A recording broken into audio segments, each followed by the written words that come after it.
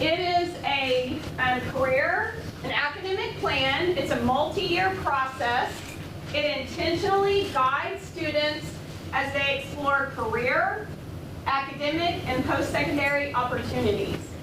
So there's a big push to have more student involvement and parent involvement.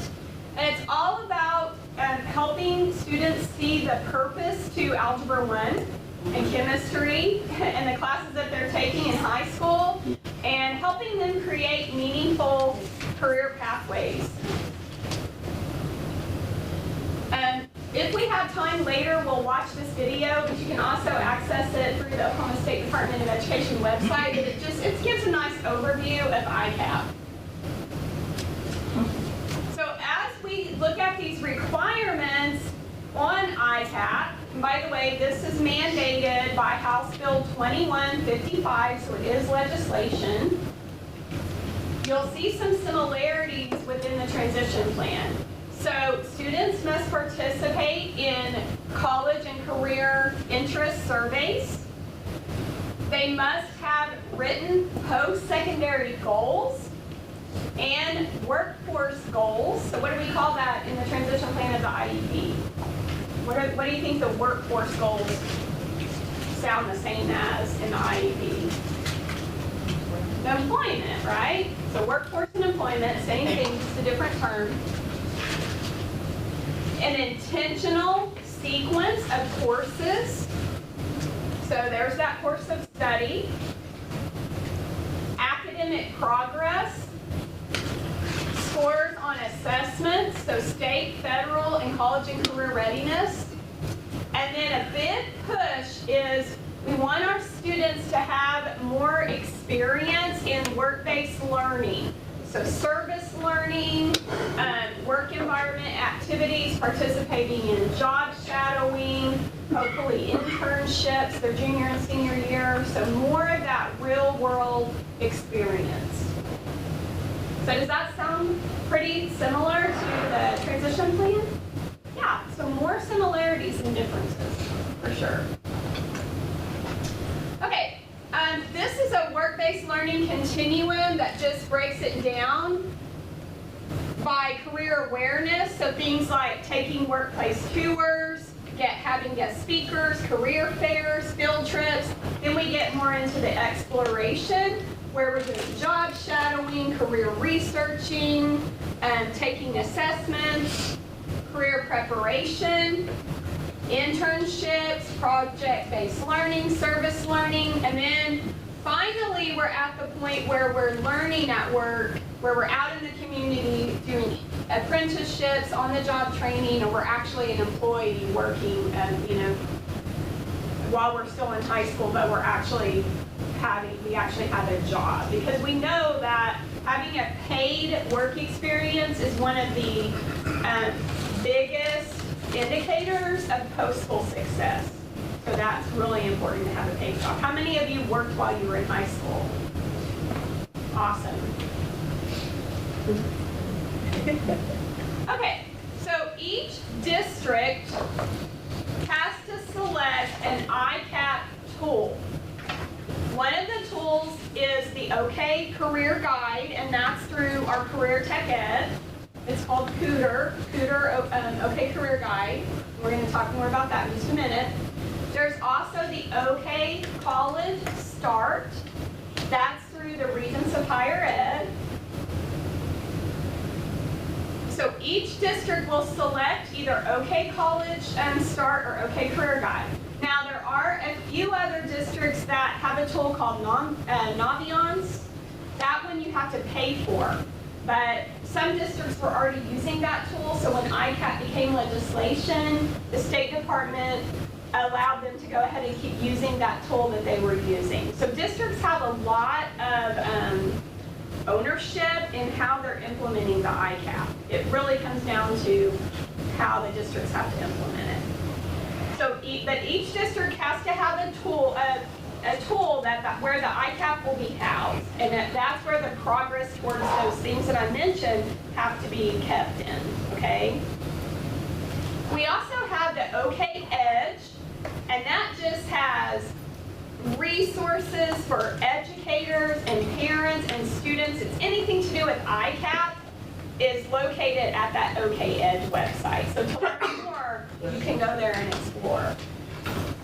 Then we also have the Next Thought online community platform, and it has some modules that students can take. So if they think they're interested in a certain career, they can go on there, and they can watch videos and hear interviews. So if they're from a really, really small community and they want to be an engineer, maybe there's not an engineer in their community, but they can go on there and learn more about it. Okay, so that's just some of the ICAP tools that are available. Any questions about ICAP? Some of you said that you had heard of it before, or your districts were participating. Would anyone like to share what that looks like in your district? It can be one small thing, or yes. The like 15 minutes before lunch that everybody in the high school goes to a district class. Okay. The counselor, she puts out the information that everybody has to do. We're all on campus. We're all like a Chromebook based. Oh, okay. So, Okay. So that's what we do. Great. Okay. And that, did you say that was every day? Every day. Mm-hmm. All right. So they meet every day, and the counselor does the like activity for the day, and the whole. Are all the grades doing it, or is it just one grade? All grades. All grades are participating. Okay. So all freshmen, this freshman class right now must participate in an ICAP as part of the graduation requirement. So the class of 2023 will be the first class that has to have participated in an ICAP or they can't graduate.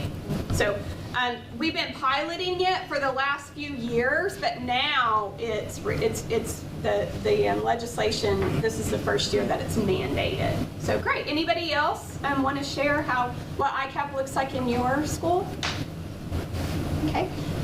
My daughter graduated last year, and in her school, they had an advisory class, and they didn't meet every day, but they met once or twice a month, and they had a different schedule that day, and that's where guest speakers came in, or they worked on their resume building. Just anything to do with ICAP was through the advisory group. So there's, like I said, it looks different. Some districts are having like elective classes, but every student has to, take it. So it really can look different. But it seems like when we look at nationwide, having an intentional time to work on it is the best way to implement it, instead of just putting it all on the counselor for these things to occur. So. Okay. This is what the OK Career Guide looks like. You can take a career assessment, a skill assessment, or work values. It's matched up to 16 national career clusters. So you answer the questions, and then it gives you some suggested career clusters. Every time I take it, guess what I get? Teacher or nurse. Can't be a nurse because I can't handle the medical stuff. So apparently I went into the right field. I even will try to fool it sometimes and answer some other questions, and I still get teacher. That's okay, because I love what I do. All right, so whose life is it? For better or worse? You guys remember that? I know there's a lot of young people in here, you may not remember that cartoon, but it was one of my favorite ones. So this is for better or for worse. One of the characters, this is Mike. And you, Mike? I think I'm gonna be a journalist or something. If I go to college, I'll probably have to move out of the house. I can't wait to be on my own. I can't wait to be independent. I can't wait to make my own decisions. So what colleges are you applying to?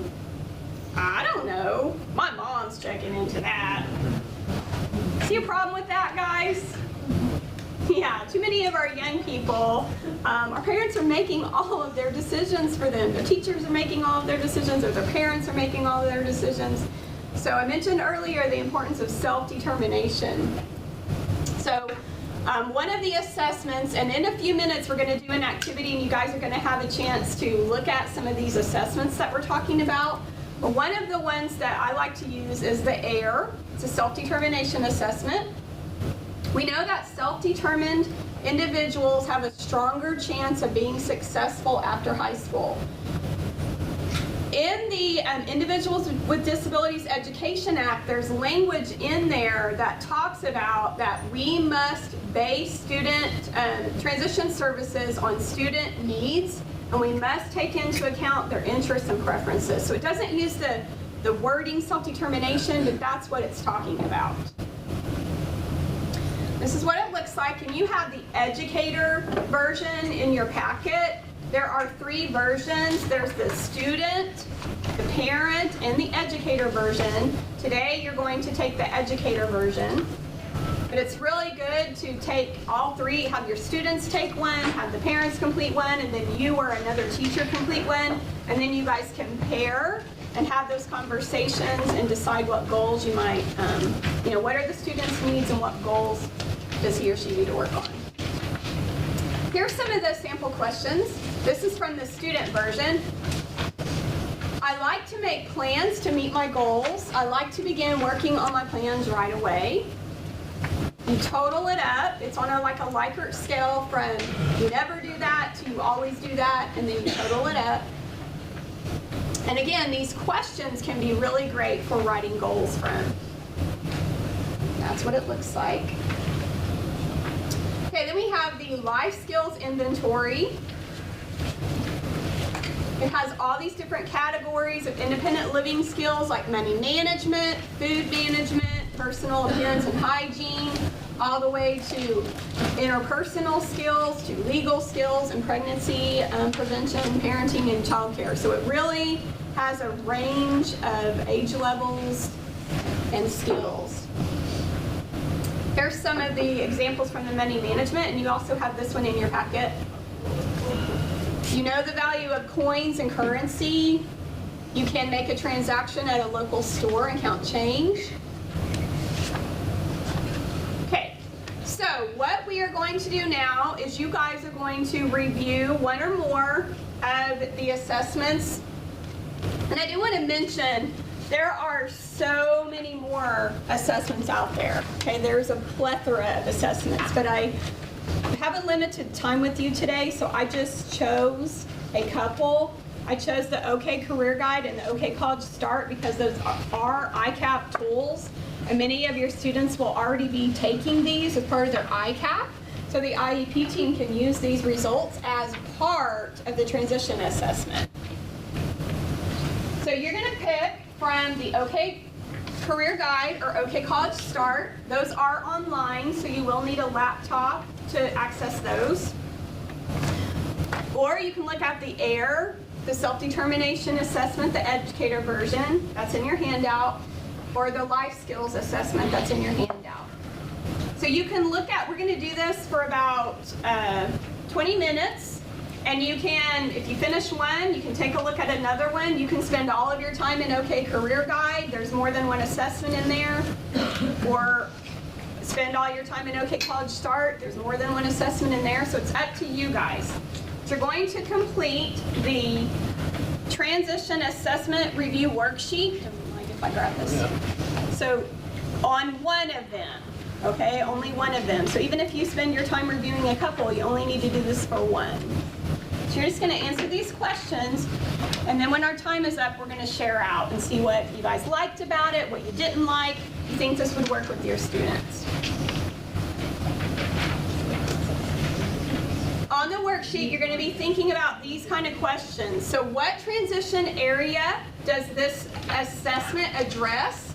So is it education training? Is it employment? Is it independent living and or community participation? What types of students would this assessment be appropriate for? So what we're talking about that is, what ages, what grades, what levels of disabilities. How are the scores reported? Is it a career cluster? Does it give you a standard score? What do those scores look like? What are some accommodations that might be necessary for your students to participate in this assessment? So be thinking about accommodations. What are the pros of this assessment? So what do you like about it? What are the cons? What do you not like about it? And then any other information that you'd like to share, that you're using it in your district, or you think it would be great if, just any additional thoughts or information that you might have. Okay, any questions so far about what we're going to do?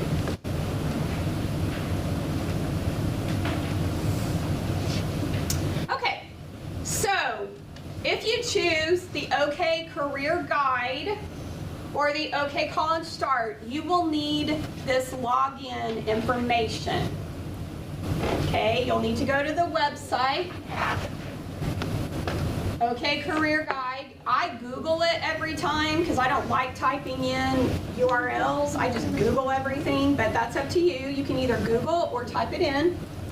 Then you're going to follow step by step how to log in, what to select, and there's the, for OK Career Guide, your username and password are the same. It's sample student.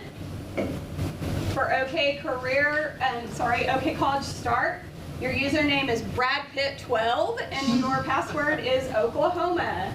And I do believe those are case sensitive.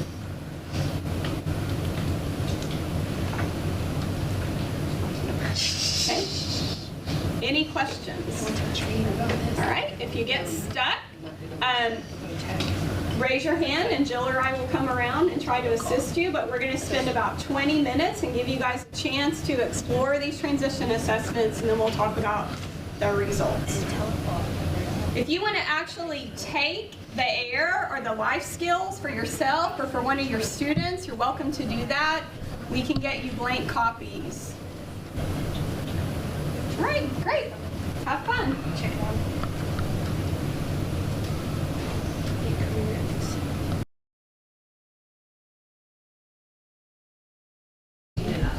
Okay, so it does say on the sheet age 15 and up. I have known people that have used this for younger students, but maybe not all of the sections. So maybe the part about the pregnancy and all that section and the legal, that part wouldn't be appropriate, but you could adapt it and do some of the other sections. So for younger students, if you determined that that was appropriate, okay, great. What about level of disability? Did you feel like it was more for students with mild moderate or more severe profound, or what did you think about that? Like if they're taking it to mild moderate, but you could assess them for severe profound by what areas they're doing. Okay, good, because on this assessment you're getting input from people that are close to the student. So, and you can get the student's input as well. All right, any other, anybody have anything else to add about the life skills, as far as the level of students, or types of students, grade levels, anything that you noticed about that? I know that the Oklahoma Department of Human Services has an independent living program that is run through OU, and they have a similar questionnaire. Okay. Where you can get the answers and emailed, and so the kid can create a account and get those emails. And is that available for any child or only for the children that are in the DHS system? That is the one thing that I'm not sure. Okay, yeah. That's good to know. So this assessment was developed for children, but it can be used with any student. Okay, how are the scores reported on this one?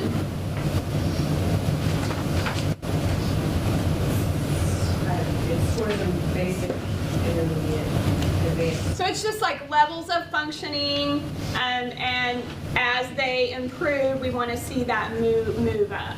So a fun thing to do with this one is to give it to your own children. When I was in grad school, I did that a lot. I made all my own children take these assessments, and like I mentioned earlier, sometimes you think you're doing a good job of preparing them for real life, but then you see something, you're like, I never even thought of that. Like I never even thought that I need to teach them this skill. So it's really good for that. Okay, what are some possible accommodations that you could give your students to be able for them to take this assessment? You had some good ones, Riley. By reading it out loud or breaking it up into chunks.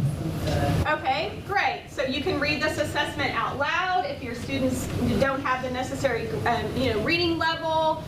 She said that you can break it up into chunks because if it's lengthy. Yeah. All right. You can send this one home at the beginning of the year and have the parents complete it.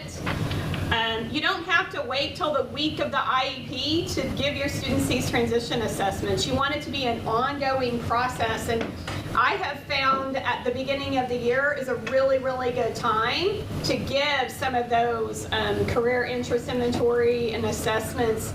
Yes, you're going to have move-in students, and you'll need to do some more along the way, but before you really get into that, academic and curriculum mapping, you can do that and reserve the computer lab if you're going to do some online assessments. So that's just a tip. Okay, what did you guys like about this assessment? I thought it was like detailed, like went into like real life, like Okay. circumstances. Okay, so real life and detailed, good. Anything else? Like anybody else to take this one? Sorry? Shows things that they can work on. Things that they can work on. So ideas for annual transition goals, right? You identify some needs, you turn that into a goal. Perfect. Anything else? Okay, what about did you see anything you didn't like about this one? It's long. It is long. Yeah, so maybe too much to do in one setting or in 1 year. Again, I have known some districts that have taken the different categories and broken it up where they work on this in this grade, these skills in this grade, these skills in this grade, and that seems to work pretty well. And then you just keep the assessment in the folder and pass it along from grade to grade. So that's been pretty effective for some districts and schools to do it that way. All right, anything else about this one? This one is only available in the paper print format. There's not an online version, so that's, could be considered a con if you prefer, because you have to keep up with the paper. You can't, you won't have an account or anything. Okay, whoops. What about the OK Career Guide? Did anyone look at the OK Career Guide? No? All right, what about OK College Start? I know some of you did OK College Start. All right. So OK College Start, what transition area did you think that it addressed? The career interest inventory. Anybody take that one? It's mainly for education and training and employment. Okay, not a whole lot on independent living for that one. What types of students for the OK Career Guide or the OK College Start do you feel like? More mild, moderate disabilities. Okay, we have heard, I mentioned earlier, ICAP is happening right now, and what we're hearing from some of our schools is this assessment is not appropriate for my students with more severe disabilities. There's a lot of reading. How many of you got through a whole assessment in the time period? I know you ran into some errors, but there's a lot of reading, so that could be a barrier. There are versions on these career interest inventories that are pictorial. So you can show your students pictures rather than them taking an online assessment with a lot of reading. So that's a consideration. If you're interested in more of that, that assessment that I mentioned on the Pepper module, it talks about it in there. Okay, let's talk about the AIR self-determination assessment. This one does come in 3 versions. So we have the parent, the student, and the educator version. The version that I gave you guys was the educator version. So did anyone complete that one? How many of you took the AIR? couple of you? Okay. Well, what types of students would this assessment be appropriate for, do you think? You can just look, even if you didn't take it, you can just look at it real quickly and what do you think? Students with mild, moderate, more severe, profound? Seems higher functioning. Okay, it's all about setting goals and making plans. All right, how are the scores reported? I'm going to go back to, this is a sample on the air. So you add up all the questions and you get a total, and then you go over here to the graph and you take the total, and then that equates to a percentage. So the more questions you answered that you always do, then of course the higher your percentage is going to be. So the goal is we would like every student to have really high levels of self-determination by graduation. So 85%, 90%, 95%, 100%, that'd be fantastic. That would indicate that our students are able to set goals, they're able to make plans to reach their goals, and if something gets in the way, right, life gets in the way of our goals and our plans, because how often does that happen? We encounter barriers in our personal and professional lives. So when that happens, can they adjust to that and make a new plan, right? So the higher that level of self-determination, the more likely they are to be successful after high school. And this assessment is research-based and it does have validity. So it is considered a formal assessment. So remember earlier when we talked about assessments can be formal or informal, this one is considered formal. So it's a good idea to add at least one formal assessment to your transition batteries. Okay, anything that you don't like about this one?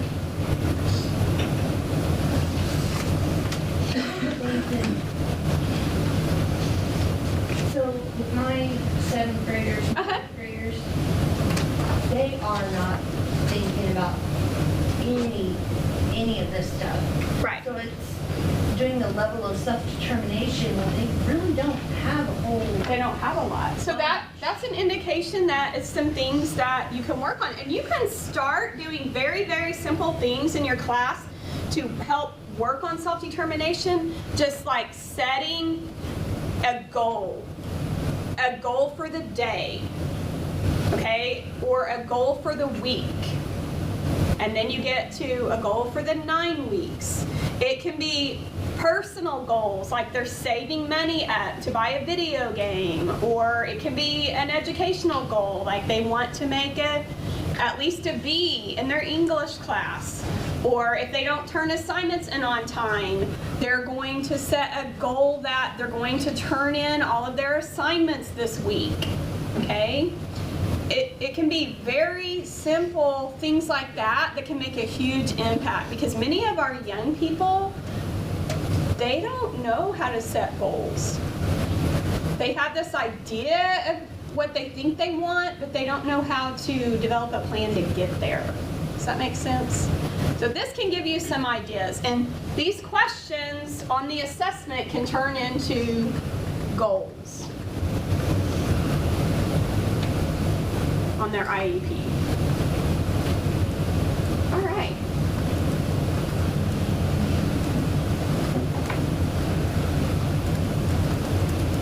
Okay. So we have about 40 more minutes, is that right? We're till 11:30. So we're going to spend the rest of the time looking at a sample transition plan in Ed Plan. So this is Allison. And I'm just going to give you some background for Allison. And I can't remember if Allison is in your handout. She may be one of the students that's in your handout. Perfect. Thank you. I can't remember. But all of these samples came from the National Technical Assistance Center on Transition. So Allison is a 17-year-old student, and she has a specific learning disability in reading comprehension and written expression. She has several friends and interests. She has lots of strengths, including oral expression and interpersonal skills. She has B's and C's mostly. She likes to volunteer in her sister's classroom. And she thinks she wants to go to a four-year university, but she has trouble following through and completing her homework. But she wants to go into education. So let's take a look at her and what her transition plan might look like. She does have some problems with organization and managing her time. Lately, I've been having trouble managing my time. Any of you having trouble managing your time? Yeah. Okay. Let's see. She has told her friends about her disability status, but she knows that her disability is a challenge, but she realizes that her organizational skills could be a barrier to achieving her goals. She's committed herself to being more organized, but she's not really following through. She needs to meet with a counselor and a representative from Disability Services on campus so that she has a good plan for that. So let's see what that might look like. So Allison, her transition battery consists of the AIR, the assessment that we just went over. She also took the Cooter Career Interest Assessment and OK Career Guide. And then the Guide to Assessing College Readiness. So that's what her transition battery looks like. So you can see there's more than one, and one of them is considered formal. So in OK Ed Plan, you're going to access the Transition Services Plan right here with this tab. And you guys don't worry about trying to write all this down because you're going to have this in your PowerPoint. You can refer back to it. You can enter transition assessments either here with current assessments or that tab that I just showed you. There's also a section for current assessment. You're going to select the name of the transition assessment, and then you can always select a custom assessment if it's not on the list. So Allison, her teacher, and her mom completed the AIR. As I mentioned earlier, there are 3 versions. Today you only saw the educator version, but it's a great idea to have your students take it for sure, and then you or someone else that works closely with the student. If you have a student that's in Gen Ed all the time, you may not see them every day. You can have the Gen Ed teacher do that. I used to let my students, I would tell them, you know, I need you to choose what teacher you want to complete this. So you can give them some input on that. So you enter the AIR from the drop down. You can select these components. Guys, I'm going to tell you, these component areas, it can get tricky. So don't stress about that, okay, when you're trying to enter your assessments. I don't worry about that because I don't think those numbers are meaningful to students and parents, okay? So I just select the level, the overall level of self-determination, and I want a percentile rank. So Allison scored a 100, which was 85% on the student version, 70% on the parent version, and a 73% on the educator version. So we're just going to list all 3 of those versions. That means that she has almost 3/4 of the level of self-determination skills that she needs to achieve her goals. She does need additional opportunities at home and at school to follow through with her plans. Okay, then she took the career interest inventory. This one, you list the career pathways, and you can list up to 5. She had 3 top ones, so I just picked 3 on that one. Her top 3 career pathways were professional support services, family and community services, and early childhood development and services. She also took the Guide to Assessing College Readiness. This is a good one when there's you see a mismatch between what the student says they want to do and what where they're functioning. So it has some questions like being able to self-advocate. Do you know your legal rights as a student with a learning disability or ADHD? When you run into difficulty, do you ask for help? Do you have access to your psychological testing, so your evaluation? Executive functioning, guys, executive functioning is so crucial, and sometimes you have to teach students these skills. Do you have a system for keeping track of your projects, your books, and your papers? Can you schedule and manage your time? Can you ignore difficulties and focus on the task at hand? Can you complete all steps of a project in a timely manner? Do you have a strategy for completing tasks that you find boring? Because that's important too. Sometimes we have to do things we don't always want to do, right? So lots of questions like that. Great for facilitating conversations. So Allison scored, she had a strong self-understanding and self-advocacy. She's motivated and confident, but she does have some academic areas. She has some of the skills that she needs for college, but not all of them. She did have some needs in executive functioning in the area of organization. Okay, so I wanted to show you this because in Ed Plan, you can put the strengths in the IEP. You can include the transition strengths there as well, but there's also another place to put it in the transition pages. So there's two places to list the strengths. This is the box that I'm talking about. A lot of important information goes in this box. We are currently in the process of revamping the transition pages, so it may look slightly different next school year, but this is what it looks like right now. Okay, so in this box, you have to list the specific transition needs, the preferences, strengths, interests, and course of study. So all of that stuff goes in this box. So for Allison, her specific transition needs include organization, remember that was from that assessment, and improving her self-determination skills that involve following through with plans. So those are her needs. Her preferences, she prefers oral discussions and working in groups. Her strengths include self-advocacy. Her interests include volunteering in her sister's classroom. She plans to attend college to become an early childhood teacher. And her course of study includes foreign language, psychology, geometry, English 3, history, contemporary literature, family and consumer science, introduction to education, and personal and classroom leadership. In Oklahoma, we have to select whether they are participating in the college preparatory curriculum or the core curriculum. So you have to select that as well. She's participating in the college prep work ready curriculum. Okay, let's talk about our goals. So when do post-secondary goals occur?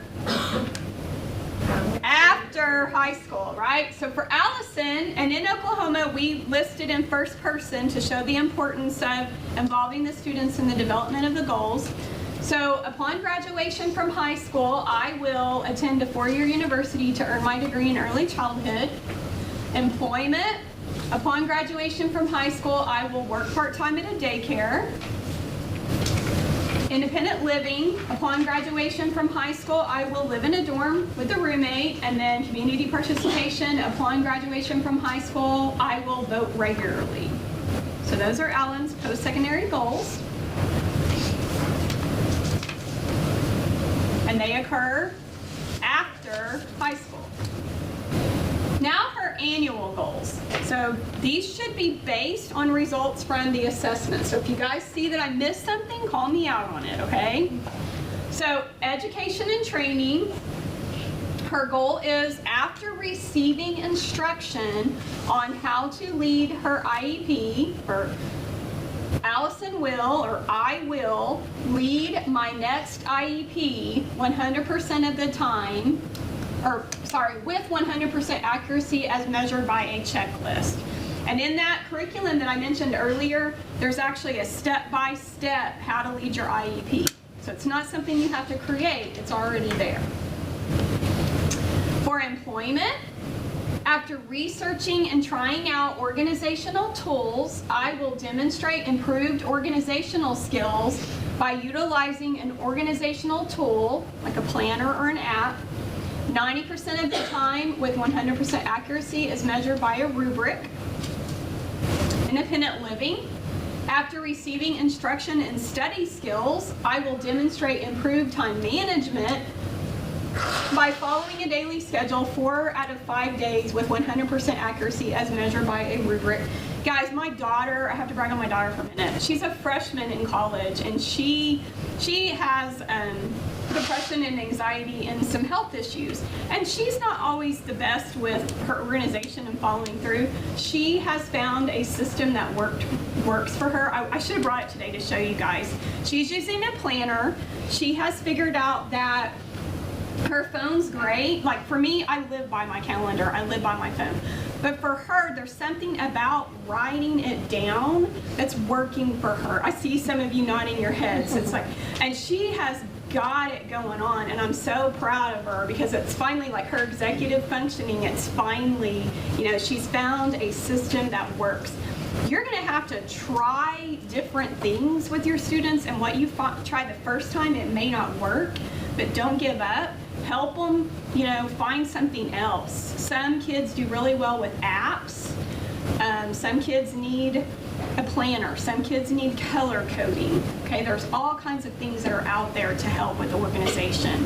You cannot be successful in post-school life if you don't, I shouldn't say not, because there are some people that do, but I'll just say it's very important to have some type of organization to keep up with your college assignments. If you're going to career tech, it's crucial. So really proud of my daughter. Allison reminded me of my daughter. Okay. Then for community participation, she's going to register how to vote. And she's going to demonstrate the process for registering to vote by the end of the next semester with 100% accuracy as measured by a checklist. So hopefully you can see the relationship between Allison's annual transition goals and how they're going to help her achieve her post-secondary goals. Okay. All right. The next section is the coordinated activities. It's a little hard to see in Ed Plan the way the boxes are. You have more room than what it looks like, and you can even drag it and make it bigger. So I just listed them down here so you could see it better. So her transition services and coordinated activities include receiving instruction on leading an IEP and then leading her next IEP, researching organization tools, choosing the tool and implementing the tool, researching voter registration, getting the forms and completing the forms, developing a daily schedule, and then implementing the schedule. So what part of that goal do you see that correlate with on the coordinated activities? See this? The condition, like after receiving instruction, so that's tied to those coordinated activities because we're saying, hey, we're going to do this, and then you're going to do this. Okay, remember that graphic I showed you this morning, the stepping up to transition? So we have our post-secondary goals, we have our annual goals that relate to our post-secondary goals, and then we have our coordinated activities that relate to our annual goals. So we're just stepping up the transition plan. Okay, here's where you list any accommodations that your students may need to be successful achieving their transition services and their coordinated activities. So Allison's going to utilize assistive technology. We list the projected date of graduation. This is really important for our students who may be not graduating in 4 years. This goes back to the course of study. Some students need more time. Some students need to stay in school through 21. So you would document that projected date of graduation. We only have a regular or standard diploma in Oklahoma. This system is used in other states, and that's why that's there. But just know in Oklahoma, we only have a regular high school diploma, okay? And a GED is not the same thing.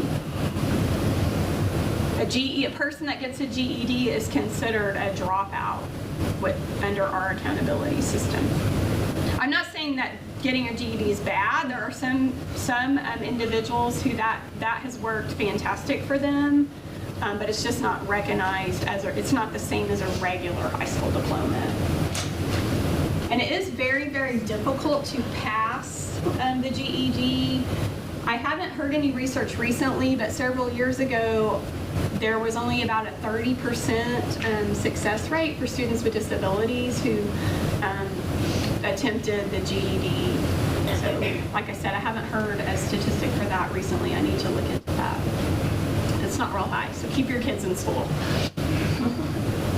Okay. Really, really, really important for you to work with your vocational rehabilitation counselors.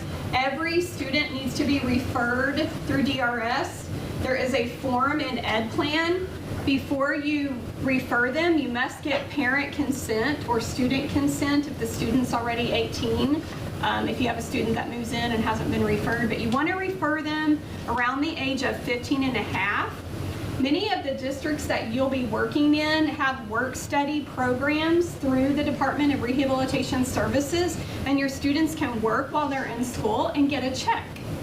So you definitely want to refer them and encourage their parents to complete the application.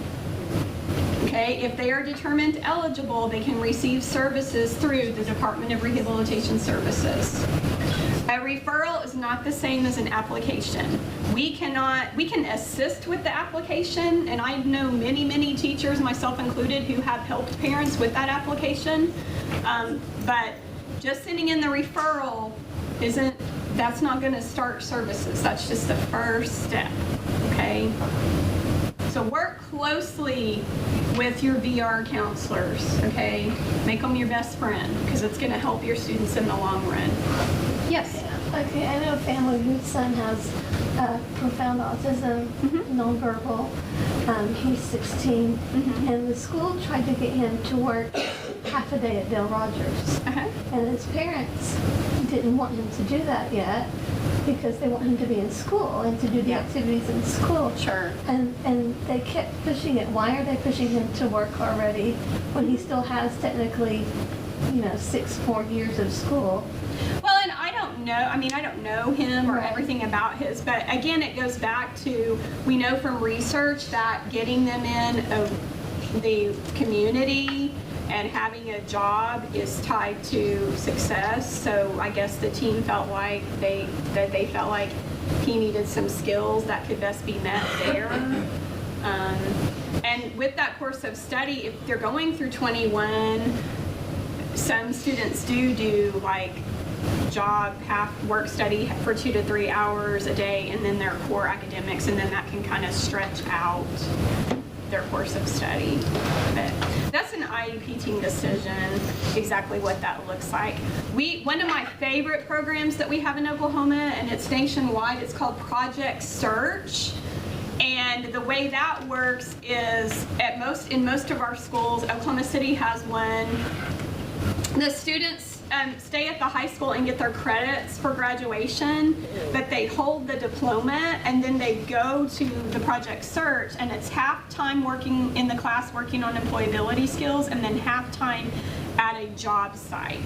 And we have some at the Integris, the hospital. We have some at the Marriott, and they work through. It's an internship, and they work through. They have 2 to 4 different jobs that they spend a certain amount of time on, and then they go try another one, and then they go try another one. And the success rate for those programs is really high. It's anywhere from 80 to 90% of students that participate in Project Search go on to get full-time employment, either at the place where they were doing the Project Search or somewhere else. So the success rates for those type programs are really high. I wish we had more of them. I hope that we will. Okay, so DRS, really, really important. Okay, so on the IEP, you'll document that you referred your student. Remember, you must get parent consent to do that, or if the student's already 18 and hasn't been referred yet because they moved in, you'll need to go ahead and do that. And if they're 18 and their own guardian, then they can give that consent. You're going to access that form through the document sections in Ed Plan. So we have a consent for release of information and then the VOC rehab referral letter. Okay, another important information is the age of majority. So the age of majority in Oklahoma is 18. That is when all of the rights of the parents transfer to the student, unless the parents have gotten guardianship. Okay, so that is really, really important. You must inform your parents and students about that transfer of rights. So we want to do that by age 17. How soon can you get guardianship? That's a great question. I haven't heard anyone getting it before 18, but I'm not sure if you can. You start the process. You start the process, and guardianship is a court decision, okay? And we're not, as special ed teachers, experts on guardianship. I was pretty hesitant to answer questions with my parents on the issue of guardianship, just because it's a very sensitive subject, because we're talking about taking away a person's rights, okay? There are different levels of it, but all I would do is refer my parents to the agencies for them to go into details about it, because I didn't want to influence them one way or another. Does that make sense? So. But there's some resources at the back of this PowerPoint that has some information for guardianship. I think Jill mentioned earlier she's going to have Sooner Success come in. Is that right? At another time. When families needed more information about what was out there in their community or more support, I would refer them to Sooner Success, because they have coordinators throughout the state and they know what's available in that area. So that's a really, really good to use to, if you're not sure what the answer is, call Sooner Success and they can help you help the families, and they'll work directly with the families. And many of them are parents of children with disabilities, and they've been through that process. But it does cost. It's a court proceeding, and there is attorney fees associated with it, and that's a huge barrier for some families. But your job is to let them know, and you've got to do this by age 17. We started in 8th grade, and we told them every year. So, because sometimes you hear something the first time, you're not really ready to hear it or ready to process it. So it's a good idea to keep having those conversations. Especially those of you that are going to be working with students with more significant support needs, who parents may need to consider types of guardianship. Start early. Okay. This just shows where you find the consent for release of confidential information. That's just what the button looks like. That's what the form looks like. You can fill it out. We talked about that already. Now, you want to invite the vocational rehabilitation counselor to your IEP meetings for your students, but you must get parent consent, or again, student consent if they're 18, before you invite them. So you would need to do that using the parent consent form, and that's what it looks like. So you're going to say that you're getting consent to an outside agency for transition, the VR counselor, Linda Smiley, okay? Need to get consent every year for that before you invite them. they have huge caseloads. I will tell you that. So if you can, we talked about organization earlier. If you can work with them to find out if there's a better day of the week or a better time that they might be more likely to come.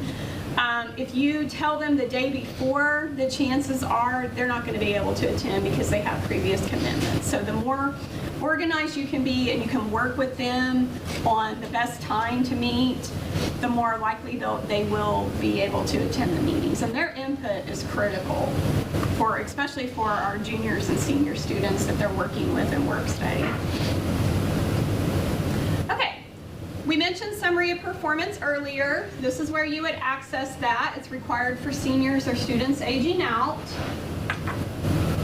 Any questions about Ed Plan? I know it's really one of those things you got to get in there and play around with it, but I just wanted to give you a snapshot of what it looks like. Did you? Oh, we just got into it, and I didn't realize how much it does. There's a lot that it does. That it does, yes. I personally like it. I'm glad we have a statewide IEP system. I think it's really beneficial for accountability purposes. So I like it, but it's not a perfect system, and the transition plan is not my favorite, but we're going to be working towards improving it. But the biggest thing is I don't want you guys to stress about exactly what we are looking for. Just, you know now what the requirements are. Just wherever you can input them, make it user-friendly for you, because when we monitor, we look in multiple places for the strengths, for the needs, the transition goals. Okay, our time is almost up. I'm not going to spend a whole lot of time on this, but I just wanted you to be aware that the Workforce Innovation and Opportunity Act is the regulation that guides the Department of Rehabilitation Services, or DRS, that we just talked about. So we have IDEA in special ed. They have the Workforce Innovation and Opportunity Act, or WIOA. When that law was reauthorized a few years ago, there was a lot of language in there about transition planning, okay? So students need to participate in pre-employment transition services. Now DRS must spend 15% of their budget on providing these pre-employment transition services to youth. Before, a student had to be referred, fill out the application, be determined eligible before DRS could work with them, okay?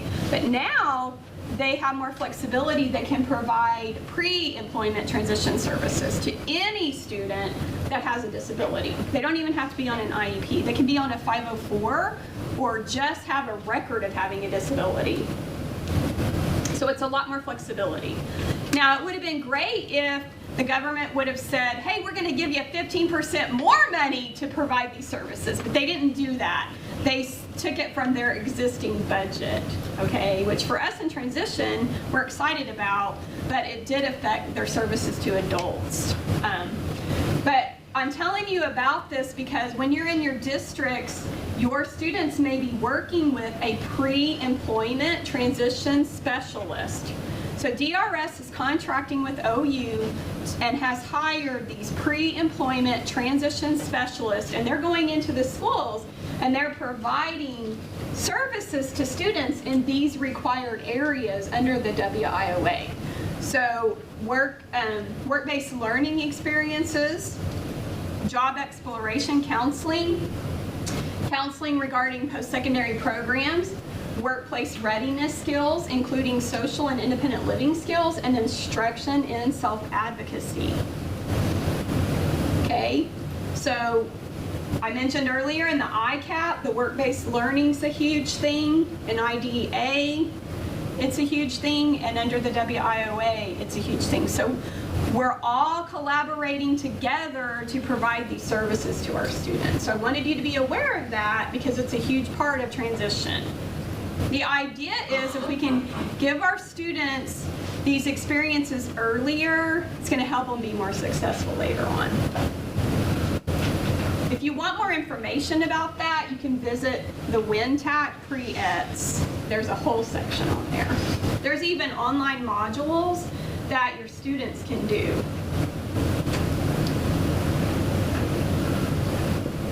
Okay, we are not going to have time for this activity, so we're going to go ahead and skip that because I want to show you guys some resources that we have.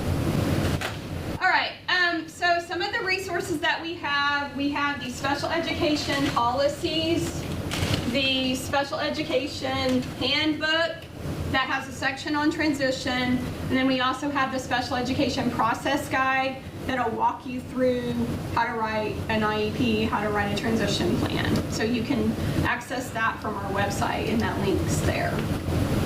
We also have a secondary transition web page. So you go to the special ed and then you go to secondary transition, and there are resources on there for students and parents and teachers. We have a transition handbook that basically covers everything we went over today, just in more detail, and that is available. We are in the process of revising it, so the community participation's not in this, but it's still very, very relevant information because IDEA hasn't changed since 2004. So that's another resource if you need a step-by-step. The most thing that I'm excited about, and our most recent resource for transition, is it located within Pepper. How many of you guys have heard of Pepper? Great. Within Pepper, we have 5 transition modules, okay?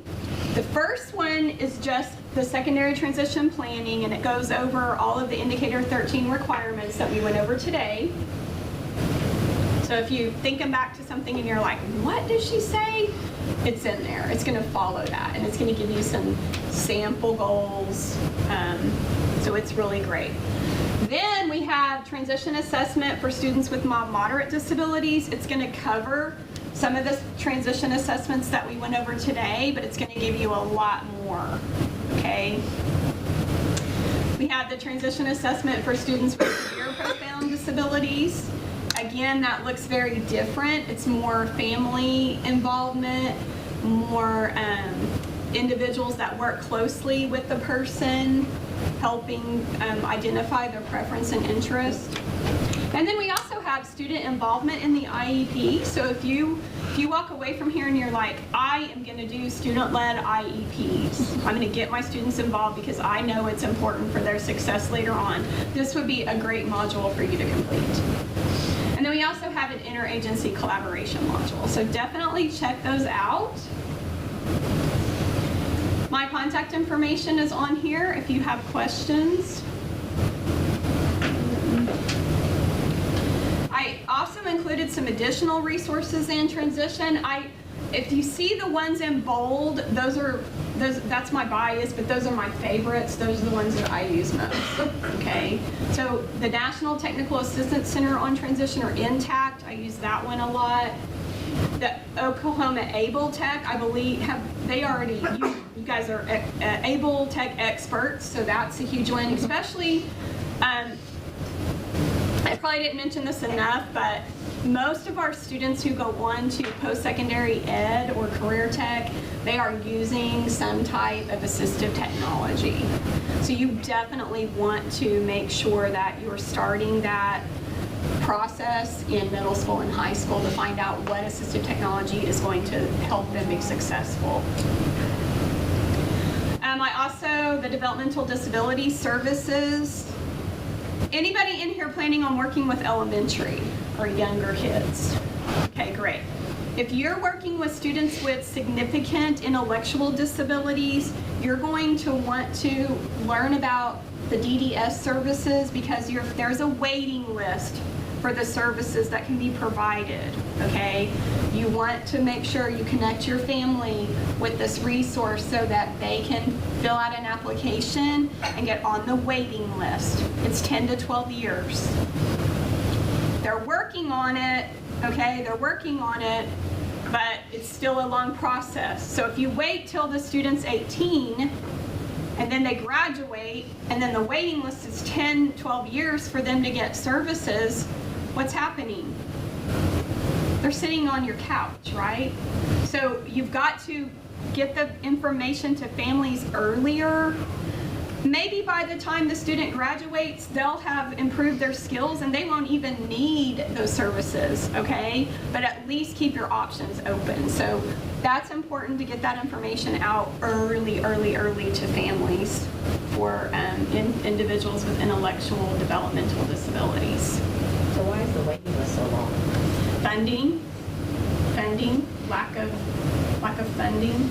They had a certain budget, and you can speak to that because you worked at ERS. So a lot of it is the lack of funding, but also the lack of the resources available in Oklahoma. Most of the DDS group homes that do allow children to live there, they're all like Tahlequah, Sallisaw, so they're all far away. There's a independent living type place in Okarchi, Family Center of Love, and it's just a matter of they can only hold so many people. There's not enough independent living homes. Yeah, we definitely have a shortage for for services for individuals with developmental disabilities for sure. They have been cleaning up the waiting list because there were some individuals on there that have moved out of state, or so they have been doing a lot with contact information, like cleaning it up. They have a new director, and she is phenomenal. And I think they're finally getting last year they did some task force. They ran around all over the state, and they talked to families and individuals with developmental disabilities, and they got some input. And I think the legislators are finally taking note. I feel like we're moving in a positive direction, but it's a problem. It really is. Okay. The Zero Center is where you can access free materials. On your flash drive, there are some PowerPoints, and some of those assessments that we talked about are on there. They have a whole list. The AIR's on there. Lots of other assessments are on there, so you can check that out. And then I mentioned Senior Success earlier. If you don't know the answer, your family needs some help, call Senior Success. If they're not the ones that's not their role, I've never had them not help me to tell me, okay, we don't do that, but try here. They're fantastic, phenomenal agency. Okay, here's the guardianship resources that I mentioned earlier. So if you need some help with that, you can share that with the families. The Developmental Disability Services also has guardianship resources. This came from them, so you can have your families call Chris Castleberry at the Developmental Disability Services Division, and he can answer questions about guardianship for families. And there's some more. Okay, whoops. All right, any questions? We finished on time. Whew, we did it. Are you guys worn out and ready for your lunch break? Well, thank you so much for your attention and time today. And if you have any, I will get the PowerPoint to Jill, and she'll get it uploaded. And if you have any other questions, you can email me or ask her, and I'll get the answer for you. All right, thank you for your time today.